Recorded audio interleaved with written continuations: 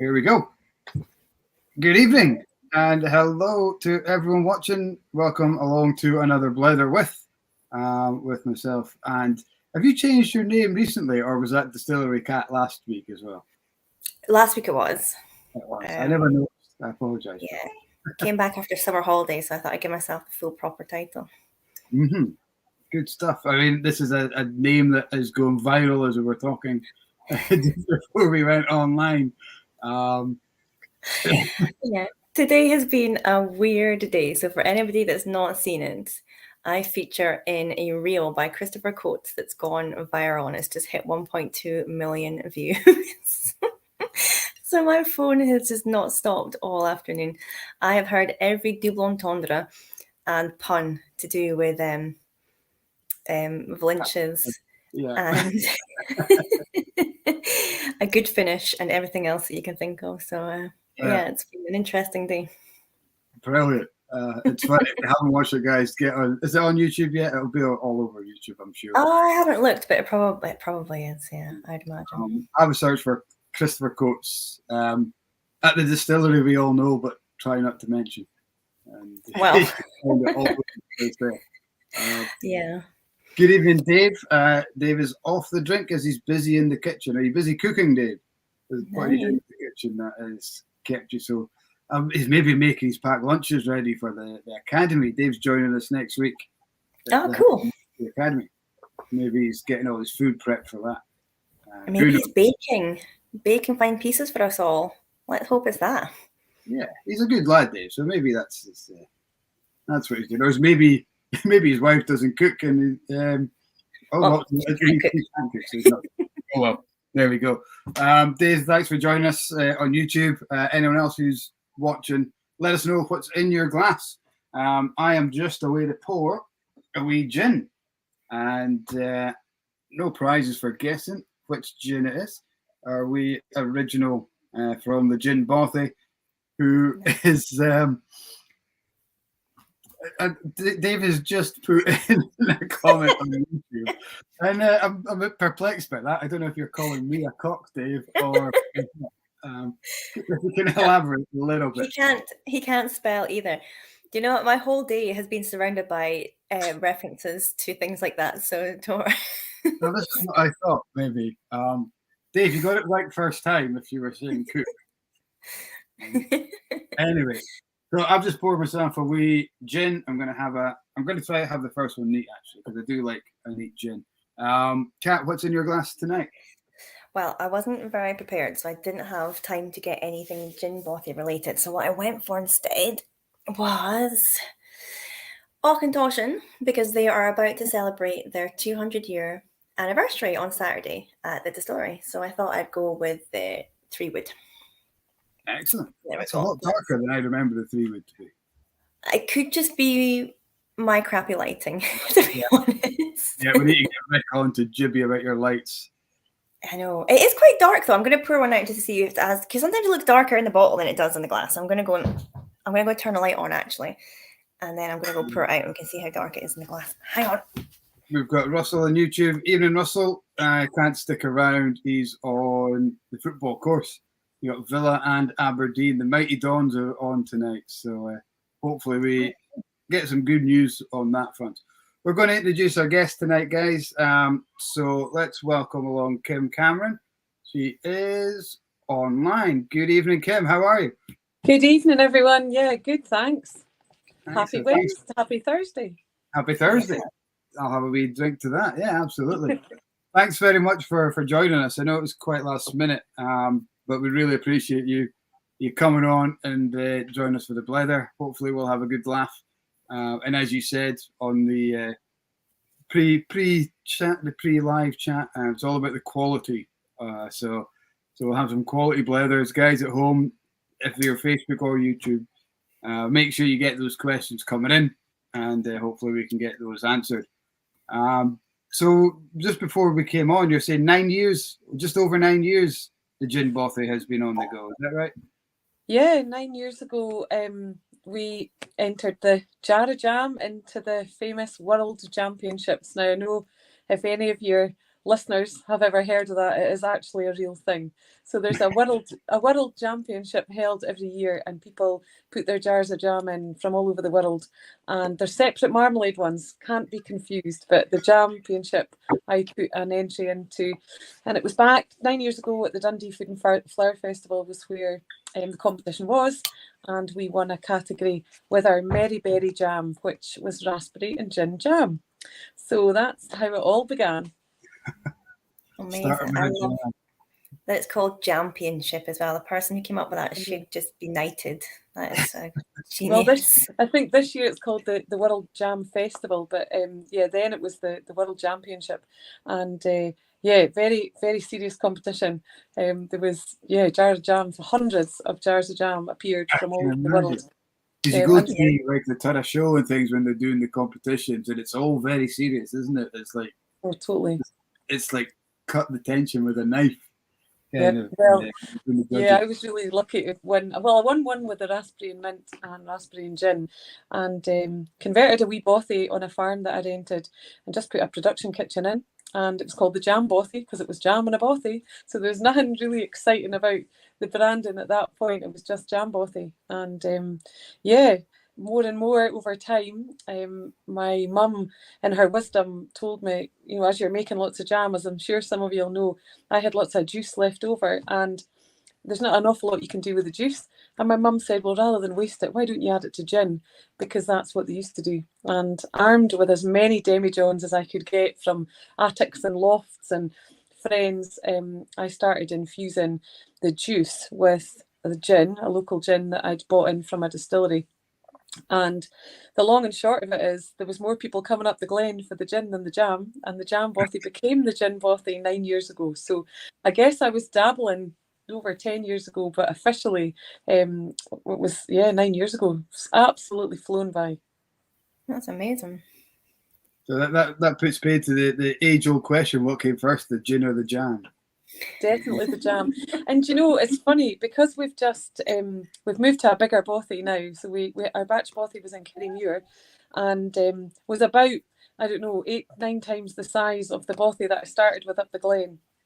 And we, as the gin, I mean, at that time when I first started, there was only really me and Edinburgh Gin that were doing fruit liqueurs. So I followed the same seasonal calendar that in Angus. Obviously, we grow amazing Angus and Perthshire fruit. So I followed the same seasonal calendar I did with my jam and the gin. So we started with raspberry, rhubarb, strawberry, blueberry, sloes, back into late autumn raspberry. So I was doing these amazing fruit liqueurs, and the gin kind of took off and the jam took a bit of a back seat. So now that we've brought the jam back in-house, people are like, oh God, you do jam as well. And it's almost gone full circle, because after we finish soaking the raspberries in the gin, I make it back into jam. So there's no waste, and there's 2% alcohol in your jam. What more do you need? Oh yeah, get that on your breakfast toast. Like that on a buttery, that would be amazing. So and if it's I know you love whiskey. So we do a whiskey marmalade too. So it's a local whiskey and it's in the marmalade. So for any whiskey listeners, we do a whiskey as well. Even better. You do whiskey as well as the Gin Bothy branching out into whiskey production anytime soon, or? Oh, I wish. I've just never had.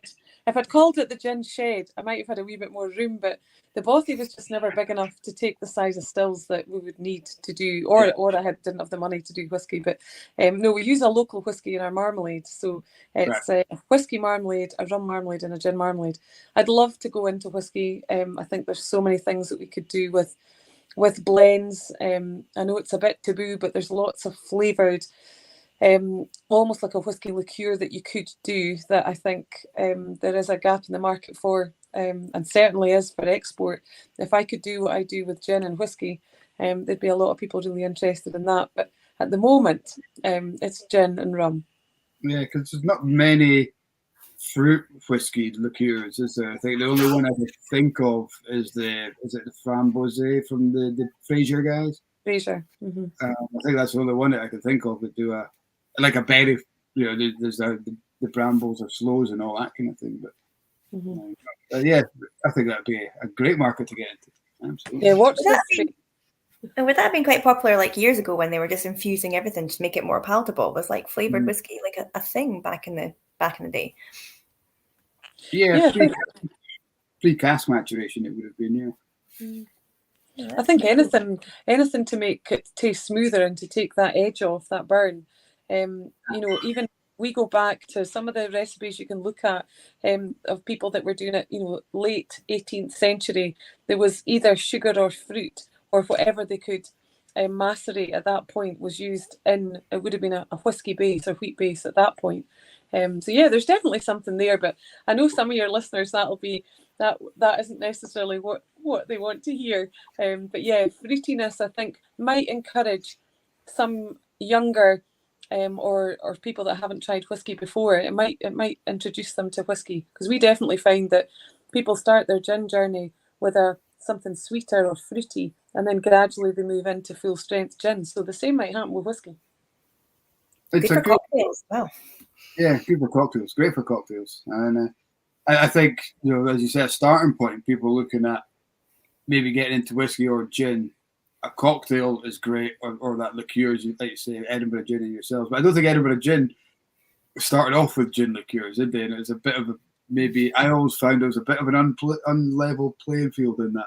Credit to Edinburgh, they've done a fantastic job on what they've done. But it wasn't gin liqueurs as such, was it? It was neutral spirit originally, if I remember right. And I remember people coming at the shop when we first took Gin Bothy, and there was another Riverside Spirits, I think, were doing it as well. They come up with a few flavors, and people were trying yours. Oh, it's great, but it's not as, what was the word they used to use? Not as smooth as Edinburgh gin or whatever. It's a bit too ginny for me. And I said, well, it's because there's gin in it. And people had that kind of notion that Edinburgh gin was just a pure gin liqueur, just done in a different way. I was like, well, no, it's neutral spirit. This is actually a good introduction to gin because there's gin in it. You've got that juniper flavor. So it's but you guys have kind of sailed through that test, and you're now pretty booming. I would say would be the word. You're always busy at the shows that we're at, and doing rather well. And you have branched into rum as well. Yeah. So COVID, the dreaded C word, whether it be Christmas or COVID, I don't know which one people are dreading more, but the COVID gave us a little bit of time, or gave me a bit of time, because I wasn't at the shows. I mean, we do about 54 events a year, and that's something I tend to do myself. I'm still out there in the van, and I had a little bit more time, and we've been looking at working with molasses and doing a rum for quite a while. And it was at one of the last farmers markets, a local farmer gave me a little vial, and to be honest, I wasn't really sure what it was, but it was saffron, and they had diversified into saffron. It's grown in Forfar. They've got food grade crocus. They gather the stamen with tweezers in August. They dry it on the aga, and then they gave me as in dried saffron. And it wasn't something that, as a botanical or an ingredient, I could use in the gin. And I thought, this is exactly what I've been waiting for to do with the rum, because obviously we take in our base molasses, and then we distill it to about 200 bottles per distillation of the rum.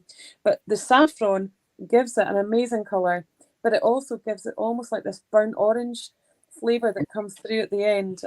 It's now still the most award-winning great taste rum in Scotland. It holds the 3-star great taste, and it's a rum that you could drink like a whiskey. You could drink it neat on ice. I haven't stripped the molasses. It's a really sweet sipping rum, and actually in some markets we sell as much rum as we do gin. So Rum Bothy is a completely separate customer base, but it's definitely one that's growing. And yeah, we're really proud of the rum. If you want a really sweet sipping rum, great in cocktails, dark and stormy. We do a spiced rum mojito with it as well. But yeah, I've really enjoyed the kind of rum journey. So that happened really on the back of COVID, because I had a bit more time to make, and it was something that we were able to do. And you're back. We lost you there for 2 seconds, but I think we got everything you were saying there. I think you're saying you need a wee bit more time. Yeah, COVID just gave us a bit more time when I wasn't at the shows, and it needed more time. It's a longer distillation process. We even are able to use the spent molasses. We put that to a local horse sanctuary, and it just was a different process I needed to get my head around, and it's resulted, I think, in a beautiful, rich sipping rum. So if there's any gunshot listeners, if they really like our gunshot gin, it's a similar flavour profile, but the saffron just gives it a bit more depth. And this almost like a burnt orange. So I'd love to know if anybody's tried it and if they like it. But yeah, that's rum bothy. I was really intrigued when I read that it was Scottish saffron, because I was like, where is that coming from? How? So is it the pollen from which part of the crocus creates saffron? Like, where is that coming from, and how are you getting it into your rum? So it's the stamen from the crocus. So if you look like at a crocus flower, you know the bits that you get at the top, almost like the lily. You know, you see the orange bits. So they gather that, it's food grade crocus, and they grow it in Forfar in a farm called Kilco. It's a diversification that one of the sons is doing. They grow it on a raised bed like you would grow strawberries on a higher bed. And then in late August, early September, they gather it literally with tweezers. They dry it on in a rack on top of the aga, so it's dried. And then I can use it you could use it if you're distilling with gin, I guess, as a dried botanical. But we chose to use it with the rum. So there's only the farm in Scotland, I think, that do it. I don't know how big the market really is for Scottish saffron. It's expensive. They say more expensive than gold. So even a tiny little vial is about £16, and we sell those in the shop at Glams. But we use about just over a kilo per distillation. So it's a really, that's what makes the rum small batch. You know, there's only 200 bottles per distillation, and for us that just gives a little bit of an edge that I don't think you see in other products. No, that's really, really cool. Yeah, rum's certainly a growing category. We see it in the shop. We're getting a lot more guys coming in looking for rum, and kind of probably starting at that spiced rum. They want something they can mix. It's a little bit sweeter. It's got a lot more flavour to it. And then we have guys coming in looking at kind of more matured rum, like Cascade rum and things like that.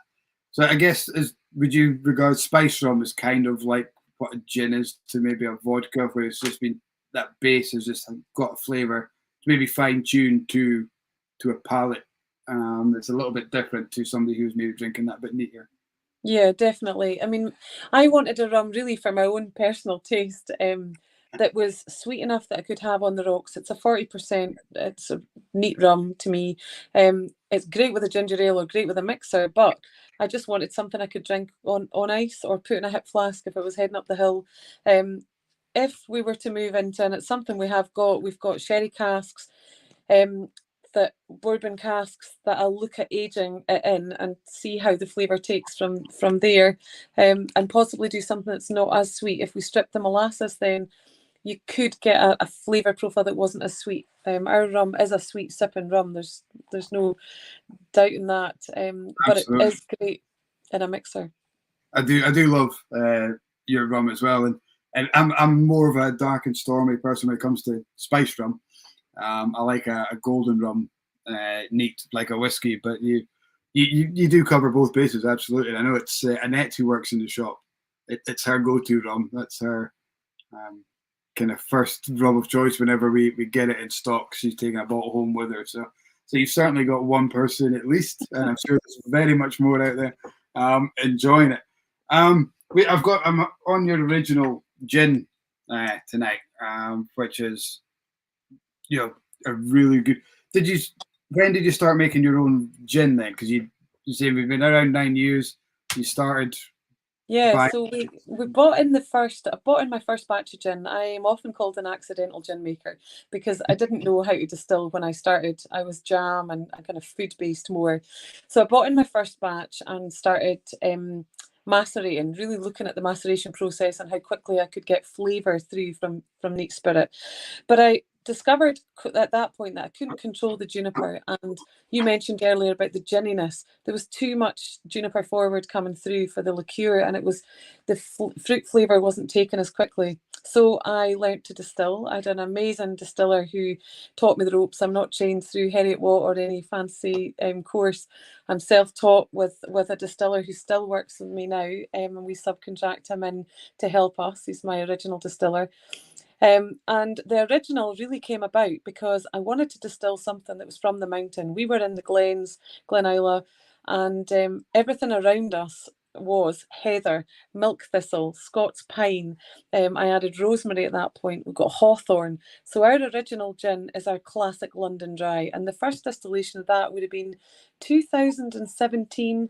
Was the very first batch. Still distilled in a 200-litre still, and so less than 300 bottles per distillation, and it came off at 41.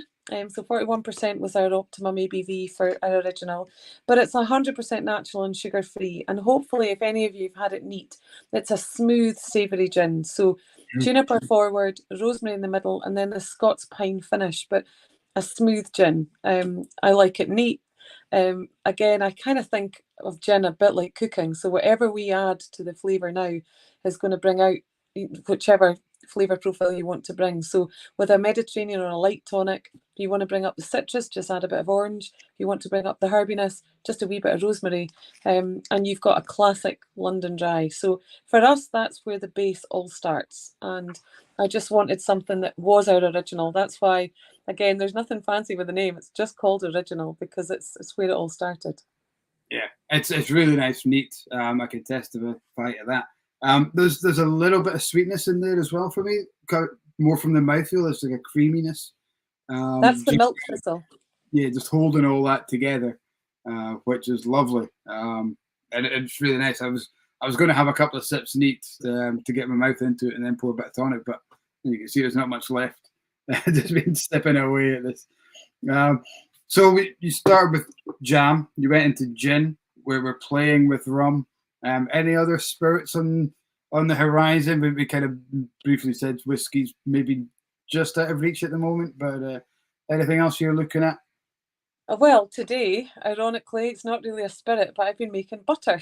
Oh, really? So there's a local dairy who has sold out, and they didn't sell their butter machine, and we'd been talking about bringing butter into something. We do our butter and our jam into like a basics range. We do our own oat cakes as well. So yeah, I'm really interested in seeing whether we can get a whiskey, a rum infused with a fusion in with butter. And I really wanted to keep butter and the skill of a third generation butter maker going in a rural area. So yeah, we've been making butter today. So it might not be, it could be an accompaniment to your bannocks or your butter or whatever you're having. Butter But that's and 2% alcohol jam on toast sounds like a perfect breakfast to me. David is watching Facebook has said he fancies getting a buds out of a jam piece. So. Well, then you can get booze on your butter as well. Now you see that's what happens in the Bothy. So are we going to see rum infused butter coming out then? Well, I think there's so many ways that we can bring food and drink experiences together, and we're so lucky to have the kind of produce that we have in Scotland. We use rum with a local smokehouse that use rum with their salmon. We use our rum in clouty dumplings. We use our rum in fudges. There's lots of ways that we can bring spirit into our kind of food range and kind of showcase that. So I guess the bigger premises that we're in now, we've got a little bit more room in the Bothy kitchen to play around with other things. So spirit is one thing that we make, but I'd kind of like, for me, bringing people around a table with good food and good drink and good Bothy chat and Bothy blethers is really important. And I sing Bothy songs. We are very much part of trying to keep that culture alive. So yeah, it's not just spirit. I think the gin, the rum, possibly whiskey in the future with our flavoured. But yeah, you'll see a little bit more of the food stuff coming too. Excellent. That's great. I love the Bothy ballads and that whole kind of lifestyle. My uncle was a Bothy ballad champion, accordion player. A few years ago now, must be about 20, 30 years now. But I remember going to watch him playing, and they had the competitions, and they would all play. And he used to play the accordion, and there was somebody next to him with the comb, playing the comb, and It was just an amazing experience sitting watching them. But in our generation, if we lose some of these things, we've lost it. And this weekend, it's the Kerry Festival, which is a traditional music festival. I'll be singing my Bothy song at that. I wrote a song about 5 years ago, and it started off as almost a bit of a, at the end of a tasting, and you'd say to someone, have you ever been in a Bothy? And they'd say, no, I've never heard about a Bothy. And I guess I didn't ever think it would be my job to tell people in Scotland, let alone the world, about Bothies. But that's kind of what happened. And I wrote the song, one, so I didn't offend anybody if I sang it wrongly, but also just to help people kind of connect a little bit more with the storytelling, how we share recipes, how we share things, and kind of keep a little bit of that alive. So at the end of a tasting, I sing a wee Bothy song. So I'll sing you one tonight if you want. But that was going to be the obvious next question, wasn't it? When we get to, do you want to leave it till the end? Maybe we might lose some listeners if we don't. Is that what's on your website? The poem about Bothies? Is that part of the same song? Yeah, so that's the lyrics of the song. And traditionally in Scotland you would normally ask permission and Bothy songs were normally sung by men. So I thought, actually, if I write my own and it's not going to offend anyone and I won't upset any of the hierarchy in the Bothy ballad world, but it's more about just, especially when you've got international visitors, you've got people that our visitor centre in Glams is free and open to anybody who comes, and you can book in a tasting. But at the end of the tasting, there's something about the connection, and I think the whisky companies do that really well with storytelling and heritage and how long it takes for whisky and things to mature. And we don't have the same heritage within the gin set, but we do have storytelling and culture that we can talk about within our Bothy. And for me, that's a very big part of the brand. I love finding a Bothy. There's nothing nicer than like a hill walk, or like if you're wild camping somewhere and you find a Bothy, just heave the old dead yow out the back of it and query down for the night. Love it.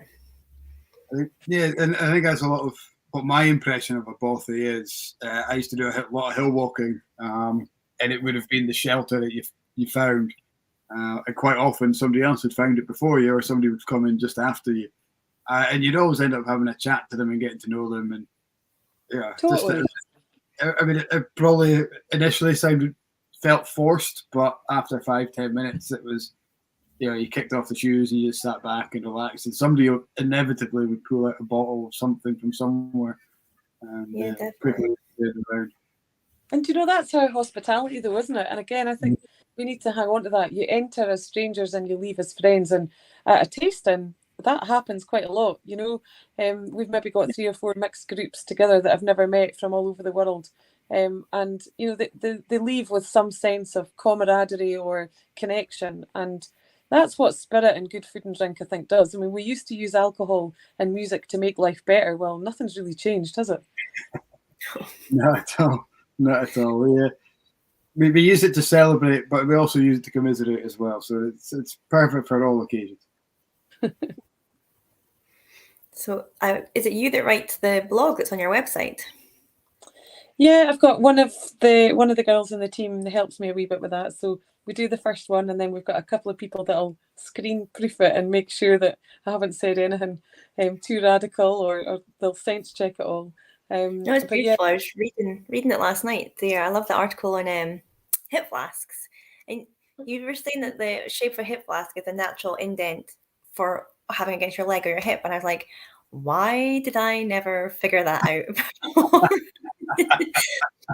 Well, we've got a range called Hip Flask Spirits, which, if any of you have seen it, it is me as well.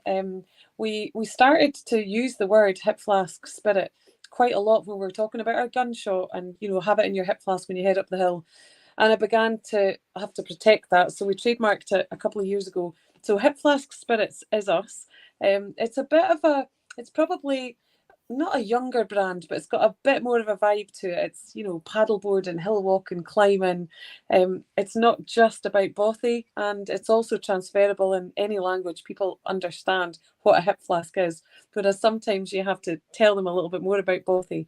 So we brought that to market back in 2021, and that's our volume brand more. any of our fruit liqueurs, I make batches still of 50 bottles at a time. I can do hip flask in slightly bigger volume. The bottles are slightly cheaper, so we can pass that on to the customer. So it gives us a market entry product range within a portfolio, I guess, that you might see around. And it's perfect for handbags, hippers, boobs and boots is what they talk about at the shows. You can take it with you wherever you're going. It even fits in a jodhpur pocket or a golf bag if you're out and about. So yeah, that's our hip flask spirit range. I'm really excited about that because we can do more things with that. And if we were moving into whiskey in the future, it would be under the hip flask spirit range that I would do that. I don't own the rights to Whisky Bothy. I couldn't protect it, but yeah, we can always do something with hip flask. Yeah. That's pretty cool. And like you say, a way of getting people together without the explanation of what a Bothy is. That is it. Everyone's. I'd like to think most people in the world have been to a wedding with there's somebody from Scotland who's whipped out a hip flask and and shared it around the table. So everyone's got an idea of what it is. You've touched a couple of times in your bigger premises. I don't know if people realise just how new that was. It's been this week that you've moved. Yeah, Monday. Yeah, it's in Forfar, and it's the old Agricar building right in the middle of town. So we've taken a bit of a risk with this. This is big girl pants stuff. The lease was up on the little bothy I had in Kirriemuir, and we got to a point as a team. There was no heating in it. There was no natural light because we had to board up the windows because we needed the height. And the site in Forfar, it's got 3-phase, it's got drainage, proper drainage. It's got infrastructure that as a growing business we began to need, and it's only 5 miles down the road, so it's not miles away, but it has meant it's been already a massive change to the team. We can get forklifts in, we've got 3-phase, so we can run the kit on a bigger site. We can put our jam boiler in, which was 3-phase, and we really struggled to use with generators in Kirriemuir. So yeah, it's one of those things. The lease was up on the bothy that we were in, and we decided just to go for it. So very, very early days. We moved in officially on Monday. We had environmental health sign us off on Tuesday, and yeah, we're good to go. So we are hoping to open a shop there in the middle of October, but Glams is still our visitor centre and our main visitor facing site. Forfar will be purely manufacturing and the shop hopefully in October. But it's meant that we can bring all our outsourced warehousing in-house. I mean, we'd pallets in Liverpool, we'd pallets in Dundee, we'd pallets of glass and cardboard in loads of different locations, and a tatty shed, and we needed to bring all that in-house. So it's pretty big move for us, but I think it's the right one to do. It sounds exciting, but just to remind people who are watching that not to come and visit you there because no, they won't access yet, but still at Glams, where your shop is, and the visitor centre come and see you there still. Yeah, awesome. There was something else that I was going to ask just on that, but Cat disappearing again is distracting me slightly. I think her playing up in the metropolis of Huntly that she's in today. So for me, to remind cocktail it was never really a gin drinker until we opened the shop. And do you know Peter Sim from Raven Spirits? He started up in Inverurie Gin Club around about the same time as we opened the shop. So he used the shop as a venue, and he introduced me to Gin and Jam. And that was the first call, probably my first real proper experience with gin. And I can't remember what it was. I think it was the Botanist maybe. And he poured it into and just shook it up and poured it. And I was just like, you know what, gin's not all that bad actually. I think I could enjoy this. And that was my introduction to gin. And from there, it's kind of grown. And I like to think almost as much about gin as I do, but there's so many. And that's probably just at the start of the boom, 2015. So we had guys like the Botanist, Edinburgh Gin, Rocks were starting to make a name. I guess you guys were around, but probably were you just doing and kind of selling in house at that point? That would be yeah, I mean, it's taken me a lot longer, probably. We didn't take investment. It's just me and an amazing team of 16 part-time women. And we do as much as we can do. And that's the reality. Some of the bigger brands have brand ambassadors. They have, so much resource that they can put at going to events. We tend to be able to support our stockists as much as we can with sample bottles and, let people try it, because it's something that I think once you try it, and we've added QR codes to our bottles. So on the sides of all our bottles now is a wee QR code that tells you a bit more about the bothy. So we tried to kind of educate people, even though we're not there, because I meet them at shows all over the UK, from London north, and then direct them to our local stockists. So for us, that's one of our main routes to market. We don't and won't sell Gin Bothy into supermarkets or volume, whereas some of the brands that you've mentioned there are now trading in multiples. That's not something I'll ever do with Gin Bothy. I've got hip flask spirits for that. But for us, this is quite special. Every single batch, like a whiskey, is hand numbered. So I've got batch 1 of 2023 here on the label. I don't know what's on your original. There's 8th of 22. So that's the 8th.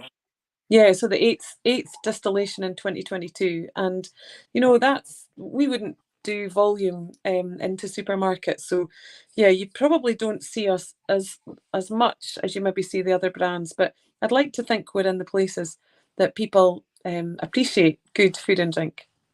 Absolutely. And I do think that Gunshot Gin is one of our, it's certainly in the top 10, maybe our top 5, named for drinks when people come in looking for a drink. Certainly in the gin sector, they come in looking for a Gunshot Gin. And yeah, because people know the name, they've tried it maybe at Turriff Show or Taste of Grampian or something like that, and they always come in looking for that. A lot of people come in looking for a gin, a flavoured gin, but people who know Gunshot, it's certainly a repeat custom. Am I right? That's the same. Is it the same spirit? You're maybe not allowed to tell us this. Is it the same spirit as mulled gin? It's just a seasonal name for it, or is it different? It's exactly the same. So it started life as a mulled gin. I just don't like wine, and at Christmas, when everyone was drinking mulled wine, I thought, no, that's not cutting it for me. And I wanted to distill something that had those Christmas flavours, so your cinnamon, cloves, nutmeg, spice, and a little bit of honey at the end, so you don't get the burn, but you've got a 37.5% spirit. So it is still a spirit, but it's got a smoothness that you could have, again, neat in your hip flask, or if you're heading out, or after you kick your boots off at the end of a day, just have it on ice. But it looks like a whiskey, and it is a gin. So I think it got people's attention because all of a sudden it was something that looked a bit different, and it was called mulled. And the story behind the name came from, I was asked to fill some hip flasks for some visitors that were over, they were over shooting. And this is going back, this is really in the early days, so 2000, 9 years ago now. And they said, don't give us any of that mulled gin because it's too girly. Well, I didn't have anything else. So I filled the hip flasks for 10 days they were over for. And at the end of the 10 days, they came in and said, I don't know what you're calling this concoction, because I was always making something in the bothy, but we've called it Gunshot. And I thought, Gunshot? And they said, yeah, it's the same colour as bullets and it gives us an inner glow. Now, my dad was a Gordon Highlander and he was an RSM, and he said, well, on Christmas Day, you would always go around and you would give somebody a shotgun, which is like a rusty nail kind of to the troops. He says, you can't call it that, but you could call it Gunshot. And do you know the number of people that wouldn't buy it unless I wrote on it, it's Gunshot? It's exactly the same. It's that winter inner glow that it gives you. And it's now our bestseller UK and internationally. For that reason, you just drink it on the rocks or with ginger ale, and that's how it got its name. So we ended up labeling it that, we trademarked it, and you can find it in our shop. There's mulled at Christmas and there's Gunshot, and that's how it got its name. So there's no shot or anything to do with guns, really. It's just this inner glow. So yeah, that's our Gunshot gin. I have to apologise for my shockingly bad internet, guys. So somebody's just turned the internet off. So you're going to have to... Yeah, I'll have to watch it back. You're going to have to feed the hamster some gunshot. I know. It's so bad. It's because I haven't let my hair down. That's what it is. The internet's just going to keep turning off. I know. We're past 27 minutes. I know. I've got most of So apparently last week we were on doing a Blether, and in about 27 minutes, Kat let her hair down, and there was about 3 or 4 guys on the screen saying, "Oh, it's time for Kat to put the hair down." It's right on time. So we have a little bit of Blether bingo going on with the punters watching at home. For the watch out like for shampoo advert. They either like to mention my shockingly bad lighting, my really embarrassingly bad whiskey shelf, or the fact that I seem to let my hair down halfway through a Blether. Now also my internet. I add that. But yeah, you'd think I lived in like the middle of nowhere. It's Huntly. It's not like, like the moon. We should have good internet here. Anyway, rant over. Sorry, guys. I'll watch it back and see what I missed. Yeah, we were just talking about Gunshot and the story behind how that came about and got its name. So I think you caught the end of it. So yeah, I did. It's the perfect not that you should mix alcohol and guns, but like I've been on plenty of shoot days to know that it happens. So like it's just a nice kind of spiced, warm kind of vibe for those autumn shoot days. It's cool. I like the name. It's good. It fit, and I think people, when they see it, they know exactly what it means, don't they? They know it's nothing to do with guns, but it's the whole idea of going somewhere where you're probably going to be cold, you're going to be outside, and I know a lot of people who take it the golf course as well, and they just need that because it's expected to rain or probably going to have a bad round, because who doesn't have a bad round of golf every now and then? And it just out comes a hipper after a bad shot, make everything better with a wee dram, and it just everyone feels better after it, don't they? Or a good shot. You could call it your birdie gin. Birdie gin. Yeah. Gin, there you go. Get that copyrighted quick. You've got do you not have something golf related? Stirrup gin? Well, Stirrup Cup came about because really we wanted to create this country collection after Gunshot. Then of course you had people that were, well, I'm a fisherman and can you do something for me? So we did our Spaycast, which has a little bit of Scottish cherry and a wee bit of heather honey in it. And the cherry tree is supposed to bring, of course, luck to the riverbank. And Spaycast was one that you could have kind of to toast the river, traditionally with a whiskey, but I did it with a gin. And then Stirrup Cup in the Gaelic means parting shot. So if you were to go from your house to my house, you'd give someone a shot, a Stirrup Cup. Or on the golf course, you do a Stirrup Cup at each hole.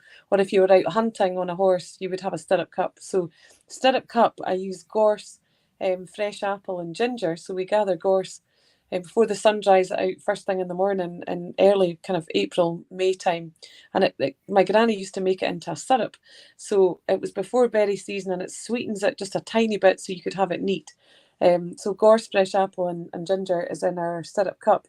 So that's our country collection. They're the 4. So I can't do one for every country sport, but I've tried to keep them true to, I guess, what we're all about. We do a lot of sloe gin as well. So I do that under own label for quite a few of the leading houses, let's say, in the UK. But sloe gin is a really big part of our seasonal calendar. We're just about to start slow season now, so the first frost, it's not going to be far away, and we'll start batching slow. Have you got quite a good steady supply of slow then? Because I'm always, like sometimes years you'll find it and you're like, oh, slows, and then other years you're like, where have they gone? Like, is it dependent on like weather or what, or like, I don't know? Yeah, a bit of both. We used to put a sign outside the Bothy saying Slowberries wanted payment in gin, and it's all these retired I don't think they'd mind me saying that, retired people that go out with buckets and they come back in with the sloes, and you'd ask them, where did you get these? These look amazing. They never ever tell you. It's like a hunt for the elusive sloe. So the next blog post I've got is all about sloes, actually, because it's one of those things we have in an abundance in Angus. But if you ever ask them where they found them, they'll never tell you. It's like when you forage for mushrooms, like people will never share where they've got the good ones from. You're like, where have you got all those chanterelles from? So not telling you. Yeah, it's definitely in the know. But yeah, we're lucky. We've got, touch wood, we normally have about 1.5 tons of sloes. We go through, our raspberries this year, just be over 4.5 tons of raspberries we've taken in just for gin. And then we do not as many with jam, but we support, I suppose, local economy in a circular economy with as many local farms as we can with fresh fruit. Sloes come from foraging, and they always get the first batch of the sloe gin given back to whoever got the sloes. So, do you not think there's such a disconnect with people and what we've got around about us, though? Because we've got all this amazing forageable food, but like in Scandinavia, that's just second nature. Everybody's taught how to do it. Everybody knows where to go and get the good fruit. Here, like a lot of folk don't know just the variety of stuff that we have just on our doorstep. It's a shame, really. But again, it's bringing that back. When you come to do a tasting in Glams, we had a local artist and she's drawn all around the room, and it's our seasonal calendar. So from early spring, when we start gathering our gorse, right through into the full berry calendar, raspberry, rhubarb, strawberry, blueberry, sloe, back into late autumn raspberry, cherries, apples. It's all of those seasonal points that we use in the bothy, and that's just education and knowing that sometimes, if we run out of sloes, it's not because we haven't bothered to go and pick them, it's just we haven't had enough that year, and that you won't get it till next year. And it's something I try never to do, is to buy in. If I can, just support the relationship for farmers to put in more canes or more space to a particular crop.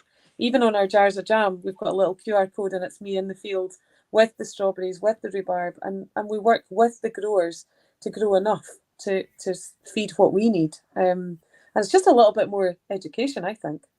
Yeah, that's it entirely. I mean, I think farming would be in a lot better place if we shopped a bit more seasonally and sustainably, to be honest. Yep. But that I won't get up on that soapbox today. Or my internet might cut out, but it might just be Mike cutting me out. Although I think he's now frozen by the looks of things either. He's sitting very, very still. Have we lost Mike now as well? Oh, honestly, what's going on with the internet tonight? You must have the only good internet in the country. That's ridiculous. Do you want me to sing a wee Bothy song? I'm just conscious if we run out of time, I better do it now. If any of you are sitting at home and you've got a nip in hand, we tend to do this with a little nip of gunshot. That's what I've got. And just at the end, we talk about, you kind of toast to the days. So it goes a bit like this. Knew the Bothy's always cheery with the stories o' the day. Oh, work and love and laughter and the lassies' teasing ways. But at night when I was quiet and just a crackling o' the peat, and the songs o' long ago and stories o' the past. For the Bothy offers comfort, aye, despite its draughty door, and I know that in the future I'll miss its flag-stained flare. For nae matter far we wander, and nae matter far we go, it's the Bothy days we long for, those days o' long ago. And whether highland, moorland, lowland, aye, the Bothy's always there. It offers us hame comforts when the weather's nae sae fair. One room, one bed, and a kettle swing, and a kiss and a book o' dreams, and songs o' long ago, and stories o' the past. So let's raise a toast to the Bothy lads and their life in the days o' old. Whether preaching gin or whiskey, it's a life we aye behold. For nae matter far we wander, and nae matter far we roam, it's the Bothy days we long for, those days o' long ago. Flange. Flange. That was amazing. It was a bit deeper than normal because I'm sitting down, but yeah, you can do a wee Thursday night toast with a wee Bothy song. Slash that. That's Absolutely. beautiful. That's I apologise for my internet turn, but I will definitely go back and watch. I missed the start of that, but that was brilliant. Yeah. Well done. Thank you. You do that at the end of. So, do you always host the tastings, or do you have like a team that kind of hosts sometimes for you as well? Well, do you know, a lot of the time, if I can, I'll do it. If I'm here, if I'm at shows, they've recorded me doing it now. So we have a little virtual Kim that pops up and sings a Bothy song. But I wouldn't ask them to do that. My daughter does some of the tastings too. She can sing as well. So it's just, you know, it's a little part of connection, and I think that kind of lets you, and hopefully you guys see as well, there's a bit more to the brand than just spirit, and keeping that alive is really important to us. So yeah, I try and sing a wee bit whenever I can, and not that I'm a great singer, but I just think it's important that, you know, there's lots of gin brands on the market. There's so many different distilleries that are popping up, and it's all a marketing gimmick. For us, this is real life, and it's real communities, it's real fresh local fruit wherever we can with our liqueurs, and you know, that's something that I think should come across when you're dealing at a tasting. You know, it's not a multinational company. We're still local people making local product, and that's what I would always want to come across. Yeah, it's funny you should say that, because, you know, I was having a conversation the other day, and I was kind of listening in a conversation, and people were saying, oh, it's really confusing because, you know, they talk about Scottish gin this, Scottish gin that, but a lot of the time it's maybe distilled somewhere, they get the water from somewhere else, and there's just maybe a nice tie-in story. That's not to say that that's not, you know, good or wrong or anything, but it's nice that you've got this sort of genuine provenance of, you know, harvest, seasonal fruit and things. So yeah, and it's like a family story as well, which is great. So yeah, fantastic. Are you there, Mike? Are you frozen again? Yeah. No. It's hard to tell. I was going to ask, if you said that you're the third generation of butter maker, are the kids looking to carry on that? Are you teaching them? Well, the butter maker that had sold out the dairy because he just couldn't make it work. He's the third generation of he dairy. is, not yourself. Yeah, Right. No, not me. I don't know what my third generation would be. I don't think we've got a skill. Entrepreneur maybe, but yeah, no, this is very much early days for us with that, and it's just keeping it alive. I mean, there's no butter production done by hand in the traditional way that we're doing it. There's a little producer in Perth, but other than that, there's nobody north of Edinburgh, as far as I know. So it was just something that we thought, it's a thing with a thing with a thing. You know, when people come to the shop, they can buy our jam, they can buy our butter, our oat cakes. Oh, and we also do spirit. So for us, it's about positioning the brand in a way that makes it really accessible to lots of people, and it wasn't spirit first. But also then when they find out our spirit story, and they know that we use the same seasonal calendar, we do the same things by hand in a traditional way, they almost come into either in a spirit line, or they come in from a foodie line. So I guess we're really lucky that we have that provenance and tradition, and yes, jam is where it started, but the Bothy brands have kind of grown organically over time, and the butter's another part of that.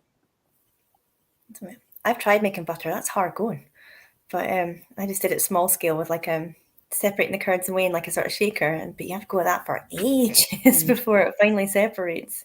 That's really hard work. It's amazing when you taste really good butter, and you know, there's only 2 ingredients, and that's cream and a little bit of salt. So you know, it's really important for us that we can add it to a platter. So when you come to Glams and you do a tasting and you get a Bothy board, you know, you've got everything on that board. We can pretty much say, well, that's Scottish. You know, whether it be your smoked salmon, whether it be our chili jam, our oat cakes, you know, pretty much everything on the board is something that we've produced locally or in Scotland. Yeah, so you'll have to come to Glams now for a tasting. I'm coming up to make up Christmas hampers. That sounds fantastic. Amazing. Oh, great fun. I'm getting hungry at the same time listening to this chat. We've got Hamish. He's watching. Good evening, Hamish. Thanks for joining us. Ed's put a comment on the YouTube saying he tried to grow sloes in the garden, but he was rather unsuccessful with that, sadly. He's come from Huntly. He says his internet's fine, Kat, so you can't blame the Huntly internet. Well, I mean, I'm blaming you then if you're just using up all the internet watching football and the Blether at the same time. That's what the problem is. You're just sucking all the internet out where I am. Dave, the reason my hair is not down is because I went for a shower, so that's why the hair is up. But yeah, we mention it every week about the whisky community, in that the people behind the scenes, the guys who work in the industry, and the punters as well, to a degree, how everyone supports each other, everyone helps each other out. They kind of, it's one big family. Do you find that's the same with the gin guys when you go to these festivals, or you're stuck for anything? Do you find the gin community is the same? Yeah, I think family based. Definitely. I mean, we've tried even locally we just started, so it's on GeoTourist now to do a spirit trail in Angus, which is about saying, we have amazing distillers within a really small area here. So we've started a spirit trail, which means that you can go and see lots of different sizes of operation, everything from huge multi-million-pound companies to smaller places like me. And I think the more that we collaborate and the more that we work together, the better for the sector and for the industry. Even little things like sharing costs on ordering in corks and caps and seals and bottles. That there should be a lot more sharing, and I think the whisky sector do that really well. I don't see it yet in gin, but I'm working on it. It'll get there. I guess maybe gin's maybe a bit more widespread geographically than whiskey. I suppose whiskey is just kind of maybe main pockets, like main area. Well, I suppose the Highland region is quite widely spread, but gin's kind of everywhere around Scotland now, isn't it? Mm-hmm. So I guess it's just trying to create a sort of communication or connection between you guys. But yeah, heard it here first. As well, when you're talking about the kind of corks and that. Sorry, say again, Mike. Go for it. I was thinking as well. When you're talking about the corks and these kind of things, there's a lot of generic bottles in whiskey where they have the same bottle shape, the same cork size, and these kind of things. Whereas gin, I think, a large part of it at the moment is that brand and standing out, being unique, having different labels and all that. So maybe it's not as easy for the gin guys to be able to share those kind of dry goods as it is with the whiskey. Yeah, true. No, it's true. And I mean, our bottle is solid and square, like a Bothy. It's probably one of the dearest bottles on the market, believe it or not, even though it's not embellished or in the shape of some beautiful piece of blown glass. But yeah, you're right that it is harder. And I think to be seen in a really busy marketplace, people are choosing to be as creative as they can with their marketing, their glass, their packaging. But there are some costs that I think can be shared just by joining up the thinking, and that would help some of the smaller producers. As I guess the bigger guys don't necessarily need some of that, but it just would make sense. And we've seen the rise in gin festivals, rum festivals, whiskey festivals. So I think the more times that we're together, these conversations will happen, because often as a rural producer, you're quite detracted from what happens in everybody else's world, believe it or not. You just get your head down and keep working. So it's only at festivals or shows that you actually meet other producers. So it will come. Yeah. Dave is actually asking how many gin distilleries are in Scotland. I don't know the answer to that one. Do either of you guys know that? I think there's about 96 now, is at the last count. So we're members of Scotland Food and Drink, and they have different stats that come out at different times of the year. So I think it was 84. I think it's 96 now. Wow. Yeah. So. And is everyone or contract distilling for gin brands, or would that be distilleries? I think that was actually distilleries. Whether that's physically them making, they were registered brands within Scotland that had a premise. So yeah, there's a lot of contract distilling happens, and people that don't have visitor centres or don't have anywhere that people could go. But there's. I think that was 96 is the count I've seen. Oh, it's creeping up. I think I did read somewhere Was it last year that in the UK, first time ever, maybe 2 years ago, there was more distillers in the UK than there was whiskey distilleries. Yeah. I think it was like 168 to 163 UK-wide. Oh, wow. Yeah, and it's just so much quicker to distill, I guess, isn't it? I mean, we can distill within 8 hours and bottle within 3 weeks. Whereas if you think of that within the whiskey process, it's so much longer. And most whiskey houses have a gin attached to them in some way, whether it be publicly or there's something that they're doing in collaboration with. So it's a quicker process, which I guess has led to more brands coming to market. Yeah. There's a lot of whiskey guys, distilleries who are with gin. They maybe made their whiskey and they're waiting that 3 years. Guys like Eden Mill, Harris, just the way to launch their whiskey this month. Are we in September? Yeah, September, isn't it? So next month. Shetland Real, I think, are looking at gin, their whiskies and that. Yeah. Yeah, we just need to wait for. There is close-knit ties. I think. No, sorry, I was just going to say we're going to need to wait we just need to wait for the opposite to happen and for Kim to release her whiskey. You can just do it in reverse. Start with the gin and then come out with the whiskey. Not yet. Not yet. I like that. Not yet. That's a positive thing that potentially sometime. If I had a multi-million pound investor, we might look at it. But at the moment, our plate's pretty full. So I think do what you do well and leave that to someone else at the moment, would be my thoughts on that. Well, guys, if you're watching this and you have a couple of £1 million burning a hole in your back pocket, Kim wants to speak to you. Start checking down the back of the sofa. That sounds great. I mean, let's say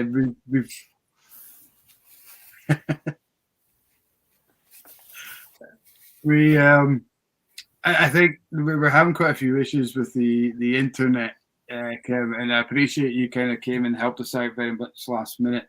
So I don't want to take up too much more time from you. I know you've got somebody needing a bath and all that. So thank you so much. I should point out that that's a child as well, though, guys.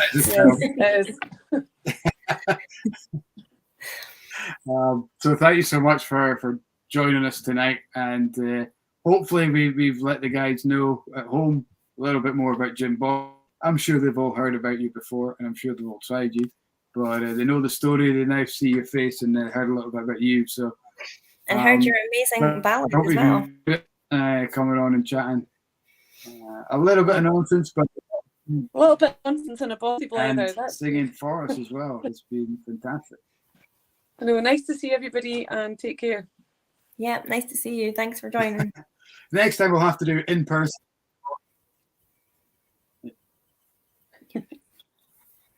Thanks, Kim. And thank you, guys. We will let you know as soon as we have the next guest lined up. Unless Kat knows who that is. I do. We have got Single Malt Mark coming on next week. He is Scottish brand ambassador for Glenfiddich, so he's going to be joining us next Thursday, if my internet allows it. Might just be you two. So Mark Thompson next week joining us. So if you have questions about anything to do with Glenfiddich, absolutely Mark is the man. We had him up to do a tasting a couple of years ago, just before one of the Speyside festivals. And he's been there for a long time, and is a fantastic guy to listen to. His knowledge is pretty amazing. Not only his knowledge on whiskey, but he's a really good guy as well. And he's just been doing all these amazing marathons and hill runs and all sorts of stuff. So I'm sure he's got some good stories for us. So he's also a little bit crazy, which we like. And he's got a beautiful dog. He's got a beautiful short-haired, wire-haired pointer as well. So worth it for that. If there was ever a better reason to come and join us next week, it is for the potential of a glimpse of that short-haired pointer who might come on screen. It's not you. What was that? No, my hair's not down tonight. I had a shower. I'm full of the cold. My internet's broken. My nose is red. And no hair tonight. Next week I'll be full bouffant. This is what happens, guys, when you get 1.2 million views on a video. You just don't give a shit anymore, do you? You just blasé it, you know. I mean, of all the things to go viral for, I guess there's worse things than that, to be honest. So I'll take it. I will take that. But yeah, we'll see how far that goes. Right, guys. If you are just joining in, or a few folk came in a little bit later, thanks very much for jumping on. We had a great guest tonight, and Kim from the Gin Bothy. Have a look back, and as usual, if you've got any questions, fire them into the chat, and we'll get them off to Kim in the future. Check out the Gin Bothy in the shop as well. We've got that in store, or your local gin or whiskey shop will bound to have it. Great product. So, that's us for Thursday night. Another end to a great wee Blether. I know. Yeah, I missed half of it, so I'm going to have to go back and watch it as well, actually, because, she's fantastic. Amazing what they're doing. I'm really gutted that I missed half of that, but I really wanted to ask her what her favourite jam was. And, I really like making jam, but never mind. We'll give her a shout. We'll go back on so you can ask her. Yeah. Yeah. Internet, what can you do about it, I guess? We'll send her a message and say, Dave asked after you left. Who's your favourite jam? Next week, I'm going to head round to Ed's house and just do it from there. Was it Ed? Was it? Yeah, Ed Friday. Yeah. I'll just go chap his door and just do the Blether from his front room. Just budge up on your sofa there. It'll be fine. I'll pinch some of these badly grown slows as well. Yep, for sure.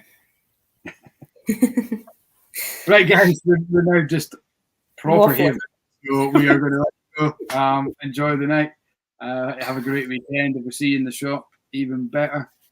Pour yourself a dram and chill out. So good night from us. We will see you next week. See you next week, everyone. Cheers. We will see you Monday at the Academy, bright and early. Yeah, I'll see you Tuesday during the Academy, but yeah, you might see you because you'll be on the shop on Monday. Oh yeah, okay. We'll see you Monday. Bye, guys. Good night.